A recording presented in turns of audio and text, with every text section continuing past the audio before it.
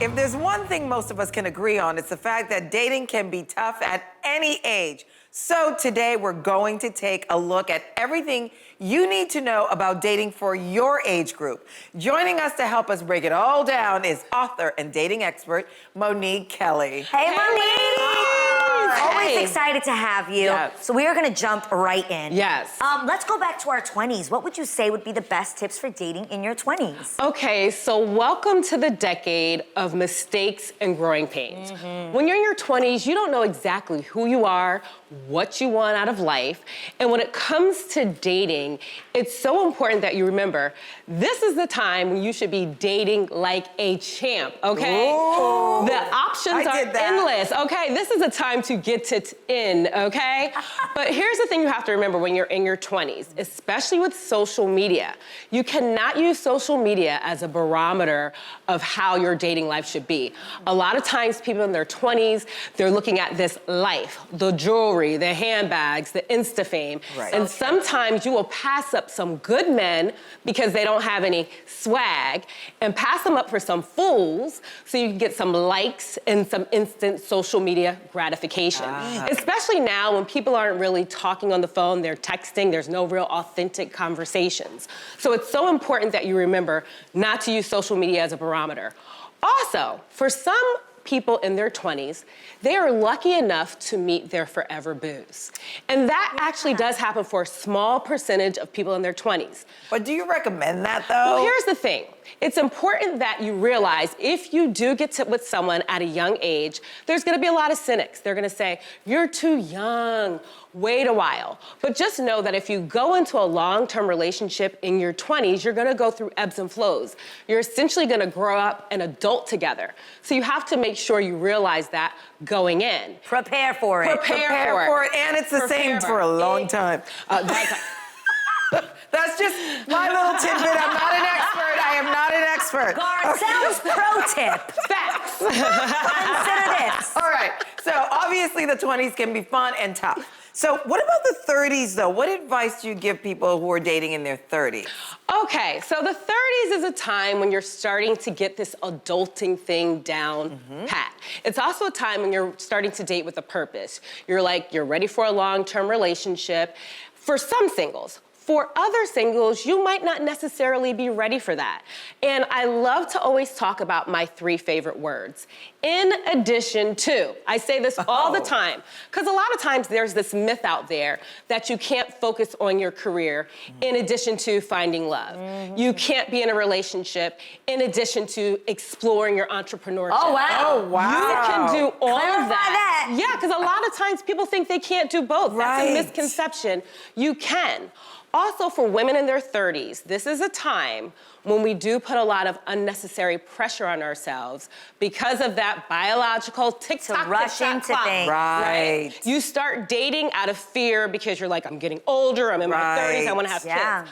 I always encourage singles, if that's something you want, explore freezing your eggs so you can take that fear off the table and you can really date with a clear head and a clear mind. Also, this is a time when some women, because they're dating out of fear, they get into these toxic relationships, these relationships that don't go anywhere. You find yourself, you spend most of your 30s in a dead-end relationship out of fear. So it's so important that you make sure that you're not dating out of fear or settling because you're scared, especially in your 30s. Great. All right, let's keep going. Yes. What should we know about dating in our 40s? Welcome to my decade, okay?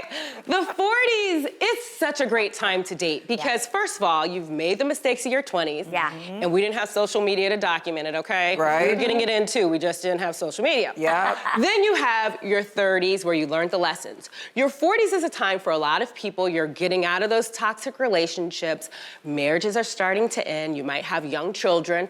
So now you're dating with ex-husbands, ex-wives, baby mamas, baby daddies, custody schedules. So all that's being incorporated into things. Also, when you're in your 40s, if you haven't had kids yet, there is also this thing where you start doing the interview dates. You start being so focused on, I've never been married, I've never had kids, so I need to make sure I get everything on the table on a date. Yeah. So you find yourself not enjoying dating and not having fun dating. So it's so important that when you get into your 40s, you still enjoy dating. Have fun. And still have fun with it, because a lot of times Gotcha. people stop doing that. Yeah. Yeah. Okay, what about your 50s? What do you do, Ah. Monique? What do you do? Because when you're 50 and fabulous, first of all, you don't have to worry about the biological clock. Nope. When you're dating, you're not necessarily worried about marriage. Nope. You're looking for a partner. You're looking for someone, are they gonna already enhance your fabulous life? You already have a thriving career. You're not looking for that. No. So in your 50s, this is your time. Your kids are either grown or teenagers. So this is your time when you date for yourself.